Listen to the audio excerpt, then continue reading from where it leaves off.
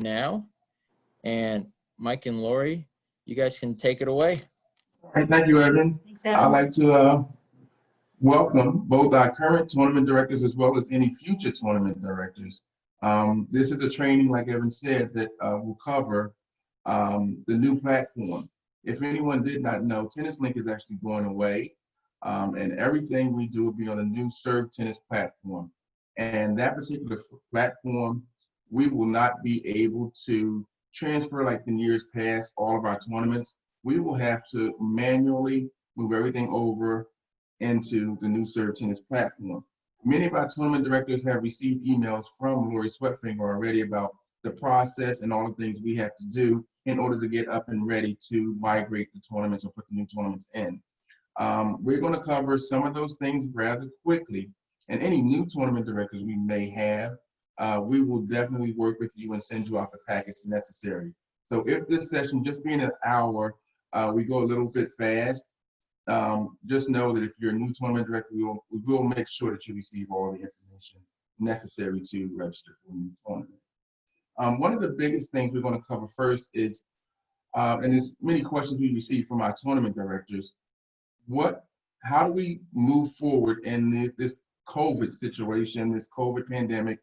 And these are our recommendations from USTA. But one of the things we must focus on is the mandates of your state and municipalities. That's the first thing as a tournament director, as a facility, that you must follow. Okay, everything else after that are recommendations, strong recommendations from us. And we've been very successful during the summertime, and now we're indoors. And we have had a couple of locations that haven't followed things to the fullest, and we're asking our tournament directors to follow the mandates of all of our states to the fullest, as well as our recommendations. One of the biggest things we look at is, first of all, if you're running a tournament, you need to notify the participants of what your protocols are in your facility. One of the things that's a state requirement is wearing masks indoors. That's a given, and we expect everybody, when they're playing, when they're at a tournament site, to have a mask on. Now, once you step on the court, that's another thing. So we don't require that the player nor the official, while they're on court, wear a mask. Okay, so that's one of the first things we make sure that has to be done. Some facilities, and these are examples of some facilities and what they mandate indoors. They mandate the fact that there's only one parent, because they may not have a lot of room in their lobby area or in their breezeway, wherever the tournaments can be watched from. They don't have a lot of room, so they may mandate that you, as a participant rather in the tournament, only one chaperone comes along. As far as the releases are concerned, every facility is a little bit different. Some facilities require that a release form is signed, and that tournament director should send all of this information out ahead of time. You're looking at release forms based on what the facility, again, requires. Middle States has given out a sample release form just in case there are facilities that do not have a release form or need one based on their requirements. But you want to take on the technology piece? Sure. Some tournaments do use technology for their players and their parents to check in, get their court assignments, or report scores. What they'll do is when they arrive at the tournament director has already told them when they arrive, here's a number, a text number, a call number. Call, tell me you're here, and then the tournament director or who's ever working at the desk can tell them actually even to go right to the court if they don't want them to go to the tournament desk in order to alleviate any kind of congregation at a tournament desk. So a lot of them are using technology, texting, calling, and then the players at the end of the match, they can also text in their score. I said, if you have a tournament desk that's centrally located that you can social distance, that's great. But technology is also a great way to alleviate any of that congestion. The other things with sanitizing hands, one of the things we recommend is to always have, on the court, if you can, some sanitizing lotion or whatever, not lotion, but whatever it is, to just for all the players to be able to sanitize their hands. The score tenders. I know both players, in the summertime, we tried to do it where only one player was designated to handle the score tenders, but that became very difficult. So we decided, you know what, if they're going to be both handling the score tenders, then we should probably have sanitizing things out there on the court for them to use for their hands every change. Yeah, we actually got cup holders, the old school cup holders you could put on your window. And we actually put those, we hung those on the fence right in between, and we're right onto the net. So they actually had a pump hand sanitizer at each net, which worked out really well. The biggest thing when we talk to tournament directors, we ask them, social distancing is the best thing. And that's why you want to have designated areas for players or parents or whoever's spectating at your tournament to stand. You want to make sure, even as a tournament desk, that you have designated areas to keep your distance from the players. So that's key with making sure that you always keep your distance. Some signs or X's or whatever. We bought something from Kinko's that just it says stand here. Okay, and that just as simple as that. And we're also looking at the ball disposal, getting rid of the balls, having a designated area for the players to put the balls. One of the things we did during our tournaments, and one of the things we recommend, is using 2 balls. We actually put the initials of the players on each ball, on 2 of the balls for each player, just to make sure they knew which balls belonged to them and to try to keep it separate. It worked pretty well. People appreciated it. It became difficult sometimes being outside when you lost one and you were probably in the 3rd set. You couldn't find a used ball to give anyone, so we had to give everyone new balls. So it becomes problematic if you lose the ball at being outside, but indoors, that really should not be an issue. The only thing I would also mention is a lot of tournament directors stated that some parents were apprehensive about wearing masks, or they didn't want to wear a mask. How you handle that is you appreciate that, but you then give them an area where they can only stand, which is at least 6 feet from any other spectator, any parent. That's the best you can do if they either refuse to wear a mask, but in a facility where that's required, you just try to enforce it as best you can. But if you can't, and if you have some parents who are a little difficult, you then give them a place where they can stand, and you have to enforce that they need to stand at a isolated location. And the bottom line, any mandate you have, you want to make sure it's up on your tournament webpage, as well as possibly sending it out to all of your tournament players once the selection process has been completed. You go on to the next. Okay. This is a checklist that we put together that you can use to put on your tournament homepage. Obviously, you're going to have some other protocols which work for your facility. These were just guidelines and suggestions. But the best thing to do is, as soon as your tournament closes and you get a list of your players, you can email them all through TennisLink right now. You can still do that. And email your players and your parents, letting them know exactly what your protocols are and exactly what you're expecting of them when they arrive at your facility.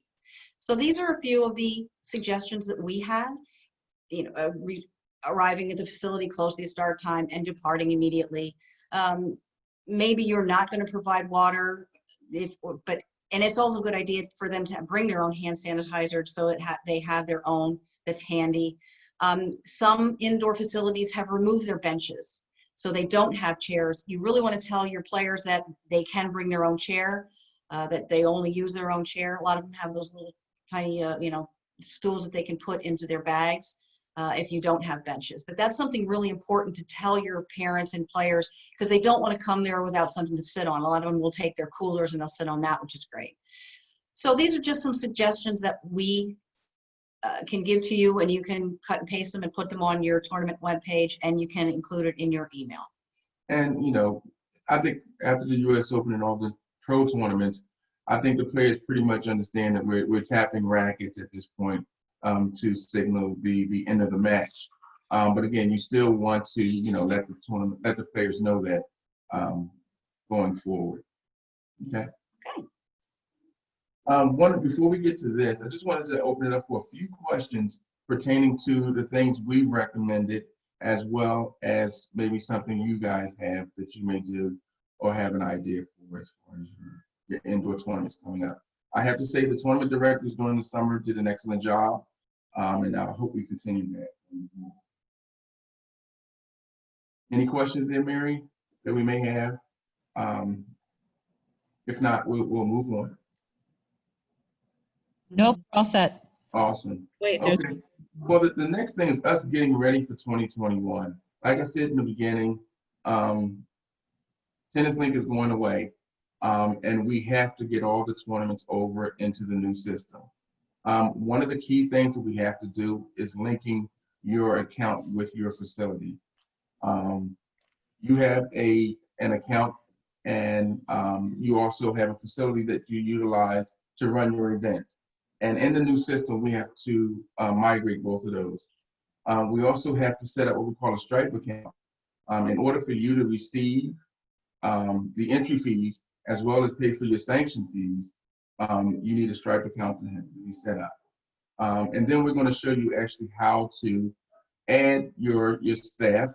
If you have other tournament directors or other administrators that need to process things for you, we're going to show you how to add them into the system as well. And then, last but not least, we will show you how to start applying for tournaments. Okay. The first part is actually setting up your Serve Tennis account. This is the location you go to. Like I said, most of our tournament directors that are current tournament directors have done this already. And one of the benefits to the new Serve Tennis platform is the fact that you can actually set up and create your own website. And that's an added feature that was definitely not in TennisLINK. Anything you want to add, Lori? Nope. Yeah, I said, well, hopefully everybody has already gotten to this stage, but we just wanted to show you what the site looked like. So to get started, to open up and get your account all registered in Serve Tennis. And again, once you click on Get Started, you're going to ask for your sign-in screen. A lot of people got confused with signing in with Facebook or Apple. No, you just want to sign in with your normal username and password that you would always sign in with your TennisLINK password now. If you forgot your password, obviously you can click on that. If you don't, if your username and password doesn't work, we'll show you how to contact USTA customer care. You don't want to necessarily sign up for another account, because your username and password should be the same as the email that you use currently for TennisLINK. Then once you do get into the Serve Tennis account, it's going to ask you whether or not you want to be a USTA organization or an individual tennis professional. Right now, because you're applying for tournaments, you want to be linked to a tournament organization, so you're going to select the USTA organization. Most people, even with our new tournament directors coming in, you will still go under a USTA organization. Hopefully you're associated with some organization. Right now, I don't know for what capacity we would actually be using an individual tennis professional that would be running tournaments. Because right now in TennisLINK, everybody's a member org, and we're going to continue that going forward. Now, this is one of the key things, and most of our tournament directors have done this, and like Lori said, she'll give you the contact information to the help desk if you were unsuccessful with this. But we have to link our accounts, and this is the way you do it. This is the link that you would click on to link your account. And again, everything has to match up. A few issues have come up when the tournament director is different than the person that is on the member org. So if they're different, you as a tournament director have to get permission from them, and they have to get involved to help link the account. But if you are the person that's on the member org, then you shouldn't have any problems. And this link, once you click on it, and we can send these slides decked out to anybody who would want it, there is a great, this video explains item by item and screen by screen how to link your organization. So it's a great video. Customer care has a lot of great tutorials on here if you get stuck, but we just wanted to show you what the video is going to look like once you click on that screen. We're not going to run it today, but it's only like a 3-minute video, but you can see step by step how to do this. And because we haven't heard from a lot of our tournament directors, we're assuming that, you know, most of you guys are very successful with the. So once you do get, So what we want to show you now is once you are into your account and you're ready to start organizing, applying for your tournaments, you want to either assign a tournament director or assign somebody that's going to help you with your tournament if you want them on your Serve Tennis account. And again, Lori's been sending out, you know, invitations national. I think back August the 13th, around the 15th times, when they sent out an email for all the tournament directors to receive invites to be tournament directors. And you guys should have received that. And if you didn't accept it, we're in the process now of sending out new invites for you guys to actually become tournament directors in Middle States. Right. I know a few people have had some issues, and we're going to start working out those kinks next week. We're going to get this week done. We did send out an invitation to all the current tournament directors in TENNISLINK that were not accepted as tournament directors in Serve Tennis yet. So a lot of you got those emails this week. Some are having some trouble. So if you were successful in accepting the invitation, that's what this looks like. So what we're going to do now is we're going to go live, and I'm going to show you what I'm going to go to my Serve Tennis account. So this is my account, my personal account. So if I wanted to start applying for tournaments, you have all these icons on the side. You can look at the administrators. You can see that I'm solely the administrator for this specific account, which is my personal account. If I wanted to apply for a tournament here, it's going to tell me I don't have a Stripe account set up yet. So I need to set up, the first thing you're going to have to do once you start applying for tournaments is setting up that Stripe account. If you haven't done it yet, you might want to do that now. You're going to need a bank account. You're going to need either, if you're going to link it to your company, you're going to need the company EIN number, employee identification number. You're also going to need the bank account routing number and the account number.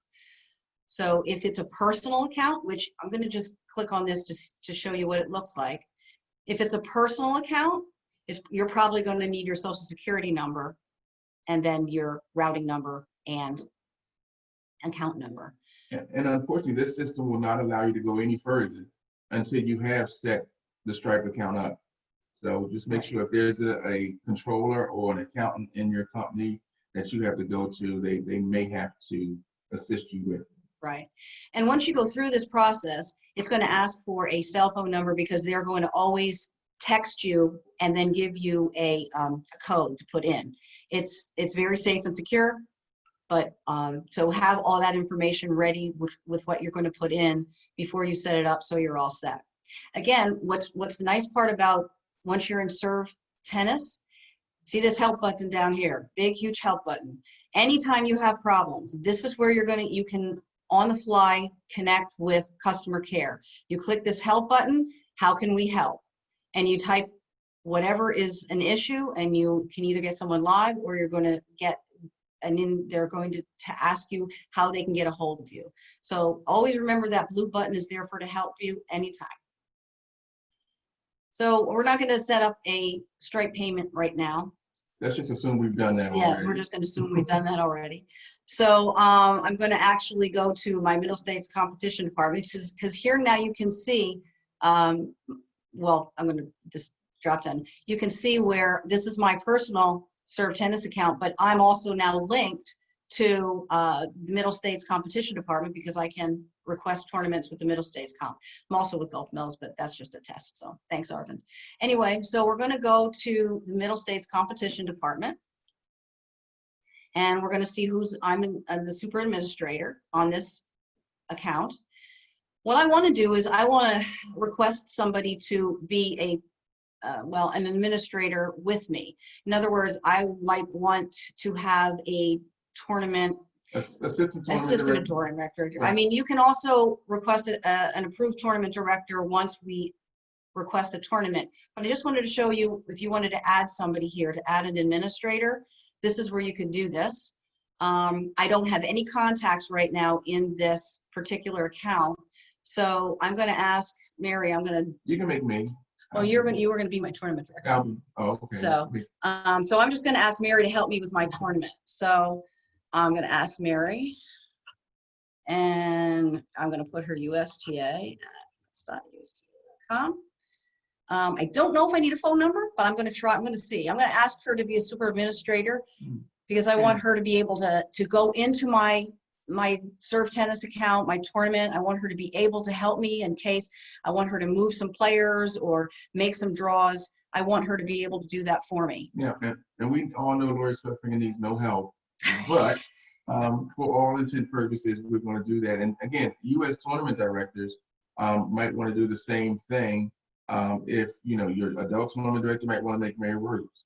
If you're a junior tournament director, you want to make Lori Sweatfinger. Only because if you run into a snag, she can see and take care of everything. Not everything for you, but some of the issues you may have once we get to this. Right. So I'm going to click save because I want to see if I need a phone number.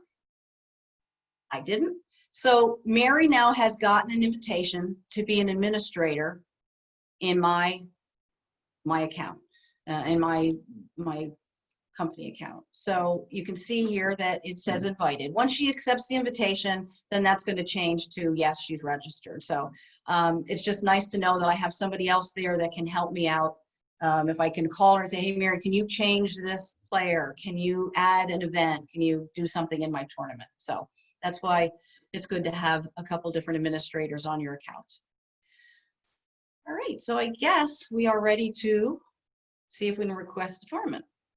Right? Are you ready to do that? So yeah, once you have your administrators and everybody needs to access your tournament on your account then you can just move on next to the creating of the tournament. And we're going to show you all the aspects of creating a tournament. And it's going to be difficult with TENNISLINK gone, only because in the past, Middle States set up all your tournaments for you ahead of time. Now you're going to have to go in, and we're going to give you a tournament packet or a sanctioning packet that will show you all the different levels. What's required in the level 7 is totally different than what's required in the level 5. So there's going to be different things that you're going to have to know as a tournament director when you're applying for tournaments.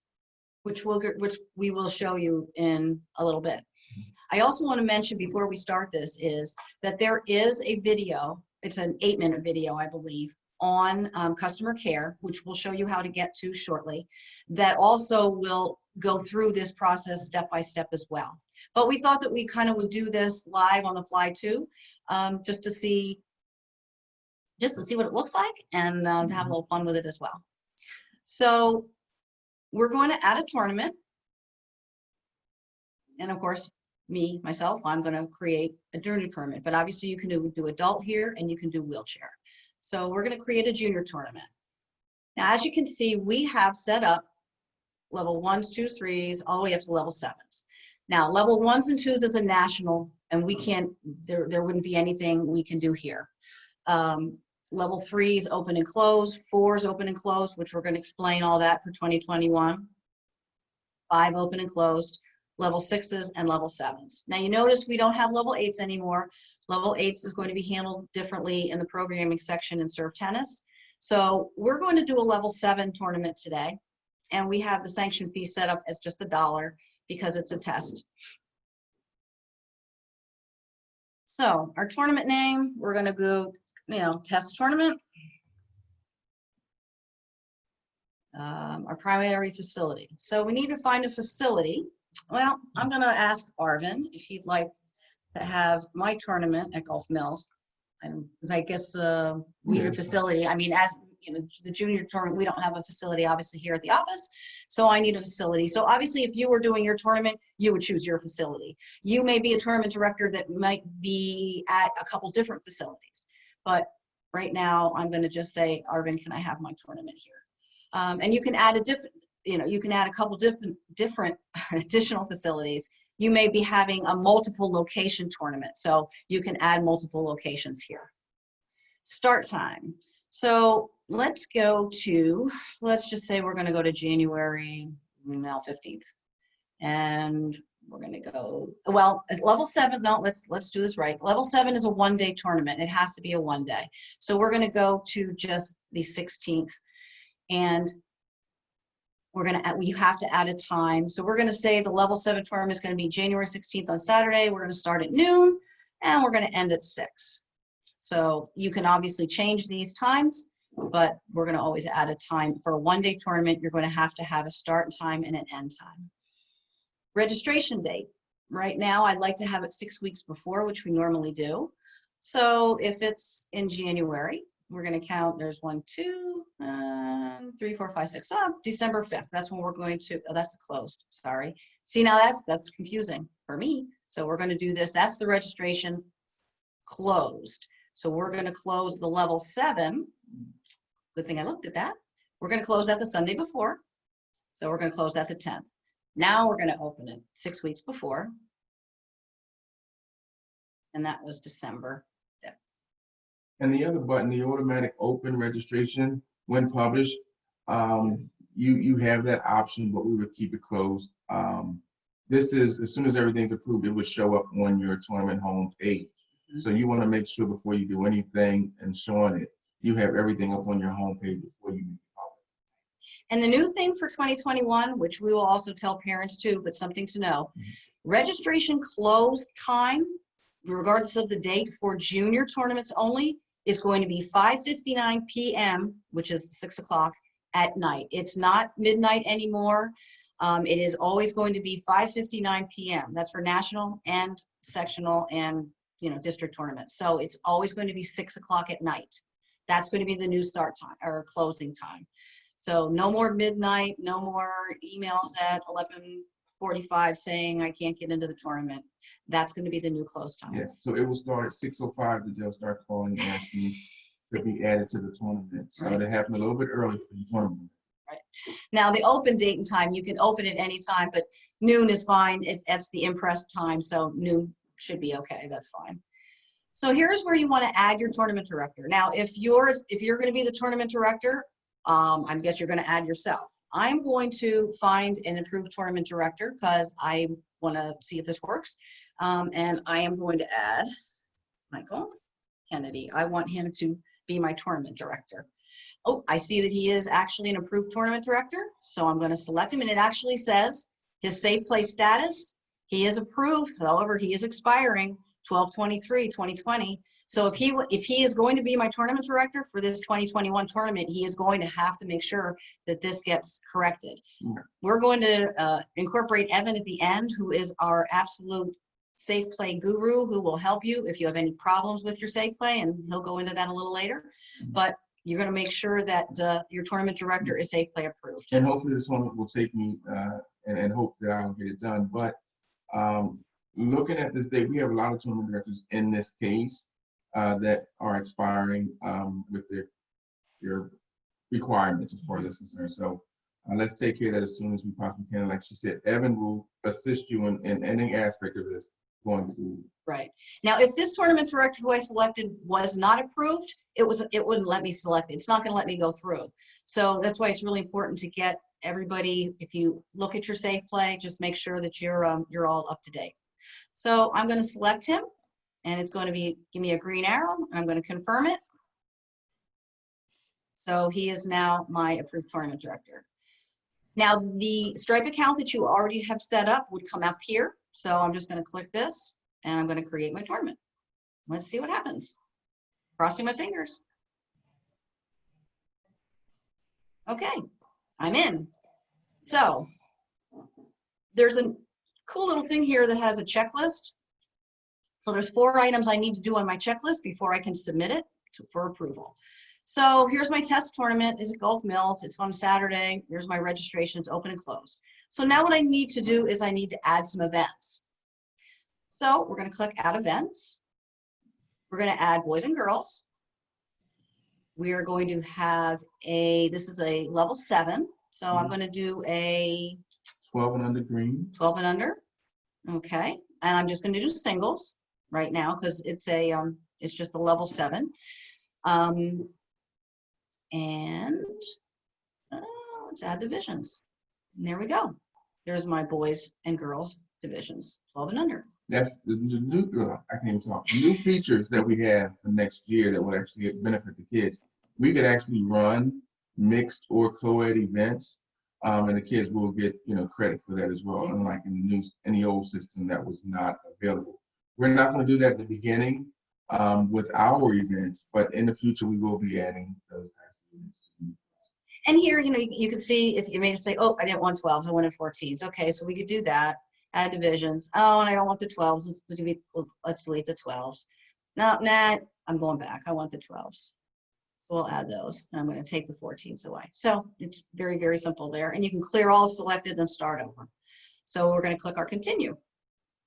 So please select a maximum of 1 day for level 7 events. So yes, level 7s only are 1 day. So we have our start time and our end time, our 12 and our 6. Obviously, you can change this if you're going to start at, maybe I want to start at 11, a.m.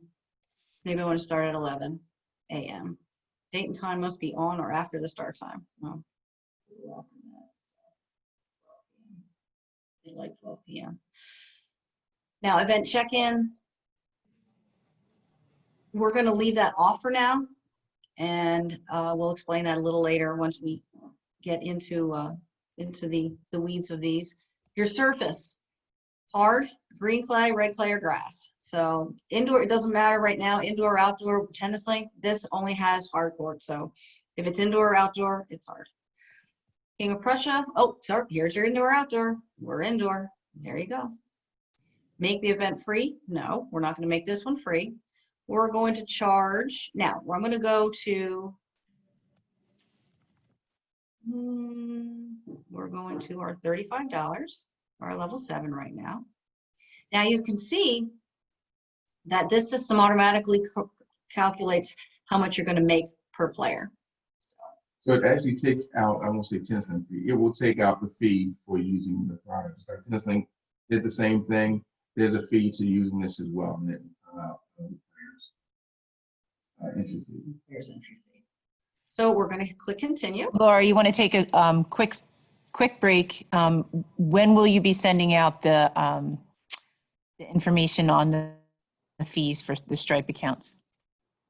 We're going to have that. We're going to have that included in the packet. Right. Like I said, once we get all our information, we're going to send everything out together, everything that they want to know. Once we're ready to have them go in and start applying for their tournaments. Our goal is to start everything October 1st, but we're still waiting on National to get us that information on what Stripe and everything will cost. So we want to make sure you have all the information before we get started. So we're working on not only what the Stripe will cost, but we're also looking at sanction fees as well as entry fees.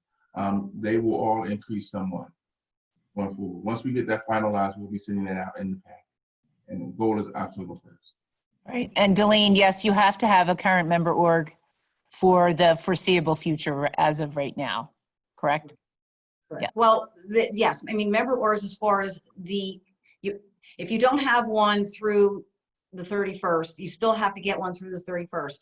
Yes, they're not going to be any charge once we hit 2021, but you still have to have one in force. And then from what I understand, if you have to get one now and pay the full price, in 2021, you can connect with customer care and they will credit you or refund you the prorated. Thank you. That's the word I wanted. So, anything else? We can stop. Good for now. Okay. Oh, there is one about getting junior tournaments on in the immediate future. You mean 2020 tournaments? Yes. Can someone put one on now, like at the end of November? Right now we have no plans on doing so, but they can always apply or just send us an email letting us know, what they want. If we have an opening, we'll definitely add a tournament. Right now, it seems like in the fall and the winter, everybody's on board with the current tournaments on our schedule. Is pretty packed. Right. But we're open to taking a look at that. Just to let all the tournament directors know, because this is another question that came in, not on this, but as a phone call. We did our sanction as a 2-year sanctioning. So our goal is to make sure that all the tournaments that were on the schedule originally in 2020 will also be on the schedule for 2021. We're not looking at revamping or adding any additional to our tournament list from 2020, but in case there's locations that no longer exist or want to host tournaments, we will be looking at adding to it. But just Yes. And as an addendum to that, that does not apply to adult tournaments. Adult tournaments can be added to the schedule at any time. And Margie wants to know, Margie, for L7s in the adult, that's just the 1-day designation. As far as the junior goes, why do L7 have to be 1 day? COVID? Yeah, it's just a mandate. Right now, we're going into a new system where all the sections are the same. So level 7s will be 1 day, level 6s will be 2 days, level 4s and 5s will be 3 days. So they all are designated just so there's some continuity amongst the sections. If you want to host a 2-day tournament, then we'll look at elevating your level from a 7 to a 6. Not a problem at all. We'll look at that with you as far as tournaments. Okay, that's it for now. Okay. But level 7s in 2021, even though we're saying it's 1 day, you can do the 12s on 1 day, and you can do the 14s on another day. So you can still have a Saturday tournament for 12s, but then that has to be just that age division, and you can do a Sunday tournament for another age division. In 1 day. Right, and all that that directive is on the new 2021 website from National, which we can show you where that is as well. The 2021 changes. Okay, so moving on to completing our tournament request. The level 7s have been designated as you can either request it as a compass draw, round robin, or round robin with playoffs. We're going to obviously do a compass draw for our level 7s. These are the scoring formats that are allowed. There's going to be, the limits will be in the drop-down box: 1 short set, 1 standard tiebreak set, 1 20-minute, or 2 short sets to 4 and 7-point match tiebreak. These are all directed by National. These are the new national directives for this level tournament for 2021. So we're going to choose the 2 short sets to 4 and a 7-point match tiebreak. Because this is a 12s, we are going to make this a green ball tournament, and this is where you'll tell the green ball designation here. All 12s must be green ball. That is still the same as 2020. It must be that in 2021. The entry limit, you can take 32 if you feel that you have enough courts. I'm thinking I'm going to make it a 16 entry limit. Now, that entry limit does not mean that once 16 players are registered for your tournament, it's going to stop accepting. That was a question. So just know that it will accept many. This is just information for the players to know that this is the size of the draw. Right.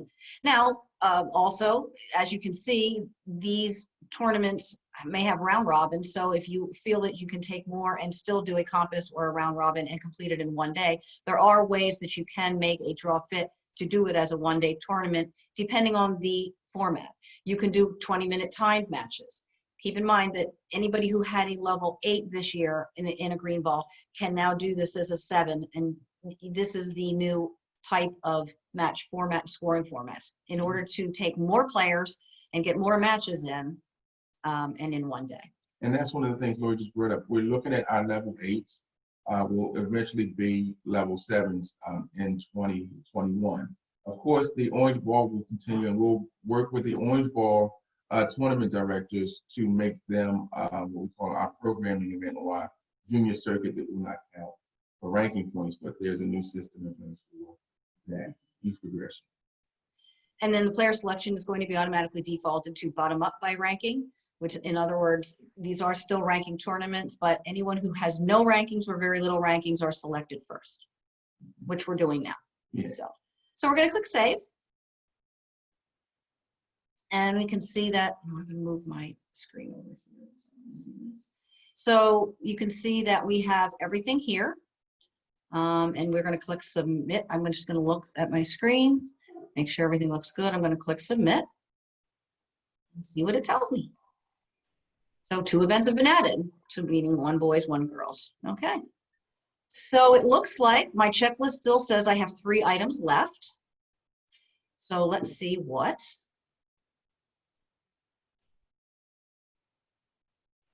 Okay.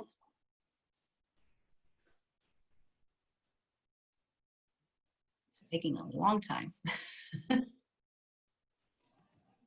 And we're waiting.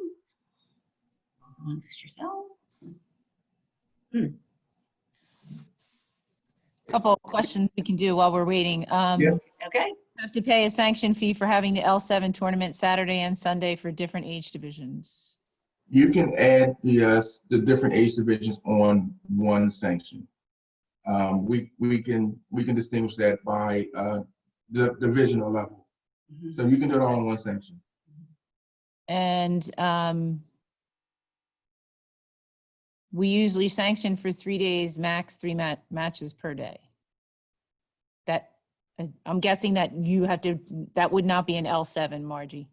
Correct. In other words, L7s now are technically what level 8s used to be this year. So level 7s are not, I mean, you can still plan 3 matches. You have a lot of flexibility in the level 7s. The way that you've had flexibility with the 8s this year, that's the kind of flexibility you're going to have in the 7s in 2021.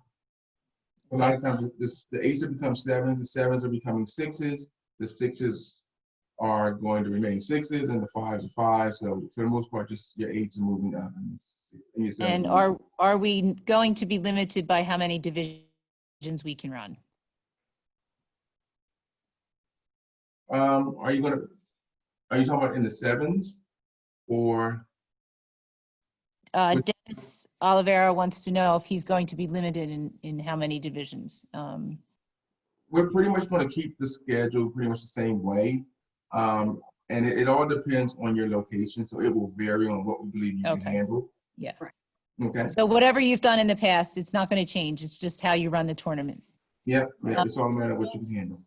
I don't see an option for unsanctioned tournaments. Will that be an option?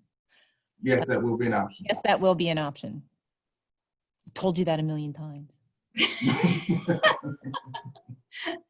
Okay, so complete the checklist. It's taking a minute. It's taken a lot of time. So we may have to at least stop here because it just seems like it's That may be a bug. I have it on my to-do list to just let our IT people know about that and see if there's something. yeah.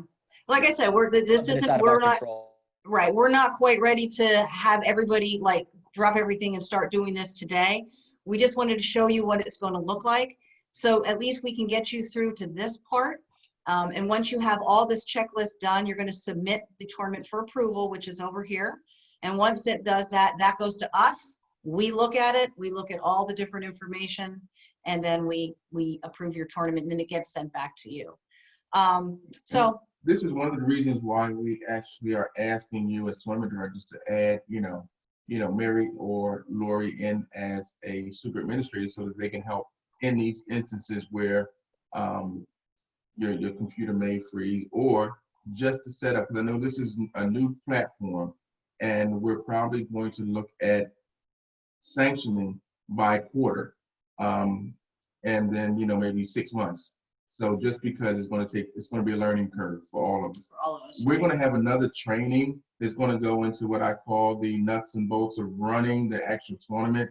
But right now we're just covering the sanctioning part of it. And then we'll go into the number of days and how you schedule and how the new system works on the other side once the applicants are selected. So we just wanted to give you a little bit of a sneak peek into what you're going to be doing. So we're going to go back to the PowerPoint, right? Yep. Right. So let me move this back over. Right. So we went over that. That's how you ask an administrator. Connecting to the Stripe account. Again, there is a article in customer care, how to connect to your Stripe. If you have questions or problems, the customer care is your great asset, and we're going to show you. Here is what you want to screenshot, take a picture of, copy, put it on your desk, everywhere. These are the 3 or 4 places that you can get help. You can call, unlike TennisLink, you will get a real person. There's a website, the customer care has all your tutorials, everything, all your questions, and it's very extensive. There's a lot of information there. You can email customer care directly, and some of the tournament directors that I'm having problems with linking them as a tournament director, I'm going to be emailing and CCing you. You're going to see how this system is going to help you with fixing that problem. And as I showed you, that blue help button at the bottom left-hand corner of almost all pages in Serve Tennis, click on that. It's very extensive, and like I said, you can actually get a real person to talk to rather than TennisLink where you can only email. This is what the Help Center looks like. So not only is Help Center great for Serve Tennis, you can also go here for Safe Play. TennisLink so far, that's going to go away obviously. If you have problems with your USTA account, NetGen, but this is where you want to go and this is what it's going to look like. And you can go here for everything. So if you're not Safe Play approved, if you want to check to see if you're Safe Play approved, go to the Help Center, click on Safe Play. Here is, which I'm going to let you then take, but here is our 2021 tournament levels and descriptions. Yeah, everything in red is relatively new. That's why we put it in red. And like I said, this will be in your packet when we send you to your sanctioning packet that we send out to you. When we talk about indoor and closed, what closed actually means is only Middle States players can get into the tournament. So if you look at the levels, we have a level 3 that's closed. All of our level 3s in our section are closed that we run. But there are what they call national level 3s, but those are handled by national. Then when we get to the level 4s, we have what we call open and closed level 4. In the past, USTA Middle States had 4 level 4s that were closed, which means nobody from outside the section could get in. In 2021, we will have 4 closed and we'll have 4 open events. The open events will allow kids to get into our into the tournaments that take place in our section. And the selection process will be based off of the national standings list. Just so you know, we're going to have options of, selecting differently, but for the most part in the open tournaments, everything will be the national standings list. Unlike this year, we have sectional rankings. Well, next year, the rankings will be based on national. Everything's a national ranking, and then you will see something that has a sort feature that will sort by section. So that's how we'll do our closed tournaments. In the past, USTA Middle States has selected for you. We're looking at continuing to do that, but again, once we get into the new system, we'll have more answers for you on how that selection process will work and whether or not you'll be responsible for it as a tournament director or we'll do it from the office as we currently do. You can also see on the side, which is max number of days. You can see that the level 4s are, our level 3s are 4 and 5 days. And you can also see on the side that the 6s are 2 days. And that little asterisk means if you run doubles, it will be an additional day. So that's the only option of having 3 days on a level 6 is if you run the Friday double. Anything you want to add there, Lori? No, that's what we're going to do as far as that one-day doubles. The Friday is going to be for the level 6s. For level 5s, they're going to be we're still going to have doubles, but that's going to be a 1 round of doubles on Friday followed by a round of singles because we may be doing 16 or 32 player draws in a level 5.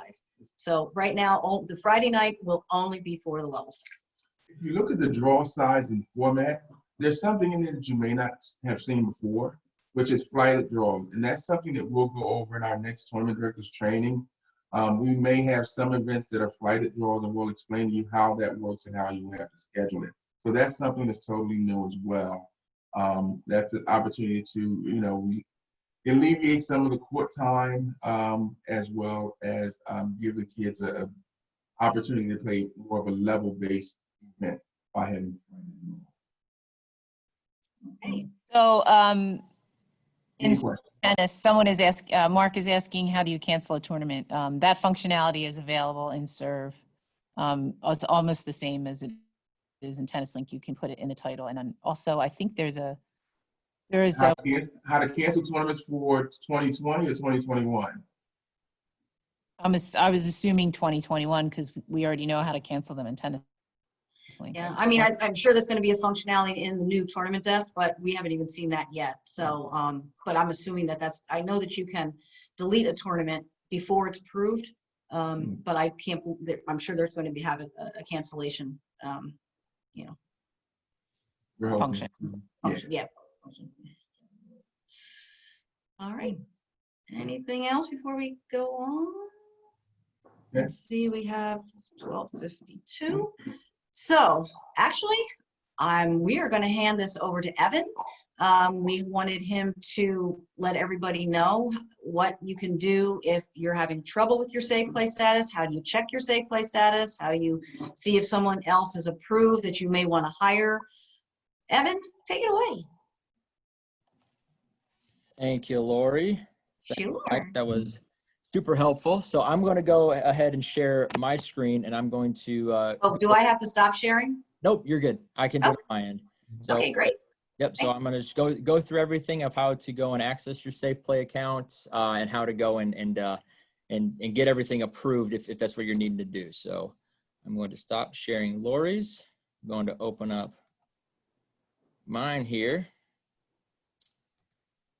And so right now I'm just on the Middle States homepage, or not Middle States, but the USTA.com homepage. There's several different ways to get to the Safe Play page. You can go www.usta.com/safeplay, or you can go up here to the coach function right here, click on the Safe Play button, and that's going to bring up the link that was on the screen that Lori had with the guy in the blue shirt. And you're going to go check your status. But before we go there, if you are a tournament director or a director of tennis and you're looking to see if your staff are Safe Play approved, you can go down here, click Find Approved Coaches and More, and you can just go and type in your person's first and last name who you're searching for, and they'll come up. It won't show what they're missing if they are not approved, but it'll show up as they're approved, and it'll show when their expiration You can use mine, Evan, if you want to. Okay, so yeah, so if I were to go, I think Michael, then Kennedy, and I click search, now he's going to show up right there. He shows up that he's Safe Play, and it shows up as his roles as well. Now, if you're to type in somebody who's not Safe Play approved, their search results would not come up. But if you're looking for just a quick look up to see if the people that you work with are Safe Play approved, that's the best way to do that if you're a tournament director or director of tennis. But so say I know that I'm not Safe Play approved, or I'm not sure. I go to this page right here, and I go check your status. And you can check mine if you want. Oh, you have to sign in. Never mind. Yeah, Never no, mind. no, this is good. I got you covered. I got a fake account already. So I'm going to sign in with my work email, which actually is not Safe Play approved for this exact reason. And it's going to come up to this page right here.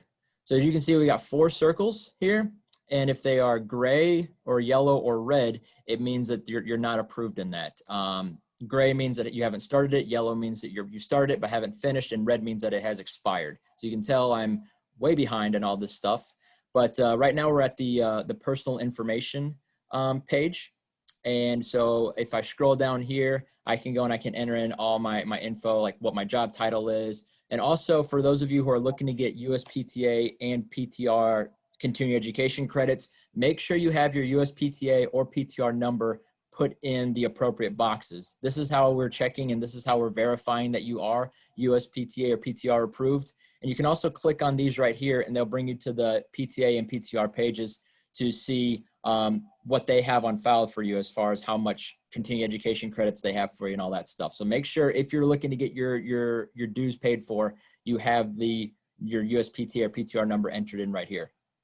And then so it looks like I haven't done any of things. So in order to get Safe Play approved, as a reminder, you need to watch the Safe Sport course, which is a 90-minute educational video. You need to agree to the Safe Play policy, which is checking a box, and you need to complete the NCSI background screen. And all I do to go to each of them is I click on the number that I need. This comes up, says I need to complete it. I click launch course. That brings me to the video. I can watch the video there. Same thing for the policy. Simply all you have to do is just click the checkbox and you're done with that one. As you can see, that one just turned green. Very easy to do the policy. And then the background check. I'm right here on the background check. I go launch background check. It brings you to the NCSI page. Usually takes up to 10 business days for you to get cleared with that. Also, remember that if you're a Pennsylvania resident, the background check process is a little bit more comprehensive. You do need to go out and fill out the background check and get that part finished. However, you still also need to upload your 3 Pennsylvania clearances, which are the Pennsylvania State Police Record Check, Child Abuse Clearance, and the FBI Fingerprint Scan. And that's a separate entity. Once you go into NCSI, it'll ask if you are going to be working with kids in Pennsylvania. If you click yes, you'll be prompted with an email follow-up from them that explains the process a little bit more and gives you the website to upload those clearances. So remember that if you're a Pennsylvania resident, you have to do the background check through this page right here, but you also have to upload your Pennsylvania clearances. So there's another part that's associated with it. I know it can be a little confusing. I am more than happy to get on a call with anybody who is having issues with that and sort it out as much as possible. Once you are finished and you have everything done and you are Safe Play approved, your page will look like this right here. It says you are Safe Play approved. As you can see, all of my stuff is red. So all of my stuff is green. When something is expiring, you'll start being notified 90 days before. You should be getting a notification if you're logged in on your USTA website. You'll have a banner at the top that says if something's expiring. And you'll also have little updates here as well. So you'll be getting updates 90 days prior. So say, for example, your Safe Sport video expires in 90 days. You'll have 90 days to finish that and go in and do the video before it expires. So you don't have to wait until your account expires to do these things. You have 90 days prior to get everything filled out. So for example, we were talking about Mike Kennedy's Safe Play expiring in December. So here in probably now, or at least in a couple weeks, he'll be able to go through and update everything that is required of him. So he will not have his Safe Play lapse at any point, because you don't want that to happen. You don't want to not be able to be eligible to run a tournament. But if I scroll down a little bit here, it shows when everything of mine is expiring. So it gives you a good idea of when you can go and update that, and gives you an idea of when you're going to be expired. So I recommend you have this page in your favorites. I know everybody loves checking their Safe Play. I do it all the time. But I recommend this is the best way to go about this. It's USTA.com/SafePlay. Click check your status, and you'll be taken to this page here. We still have a lot of people who have not done something as simple as watch the Safe Sport training. So make sure you do that. Make sure you have everything up to date so you're not lapsed and you're not eligible to go and run a tournament. And as Lori and Mike said, if you have any questions, if there's anything that you've run into, I'm here to help in any way possible. You can give me a call. I'd be happy to walk things through with you. But USTA.com/SafePlay. Check that. If you're a tournament director, go to that page and make sure you're good to go with everything before you start entering tournaments. This is an important step here. I've seen some things coming up in the chat. Do I have any specific questions for Safe Play that have come up? I gave them your email. Okay, perfect, awesome. Well, yeah, that's it. That's it for me. So just make sure you're Safe Play approved, and if you have any questions, I'm here to help. Yeah. And we'll take any questions. We have about 3 more minutes left. Oh no, we don't. I have We're 1 out. o'clock. Ooh. Okay. If you have any questions, we'll take it for another minute. Anything there, Mary, that we can answer? Not right now. Yeah. Okay. It looks like there's a couple of things that come up that are kind of offline issues. So just shoot me an email about what you're having troubles with your Safe Play, and I'll get back to you as soon as possible and help you work through that. All right, thank you guys for participating and being a part of our training. We will have another training that we'll send out information about when it gets closer to that time. So again, thank you guys, and have a good day. Thanks. All right. Thanks, everyone. Bye.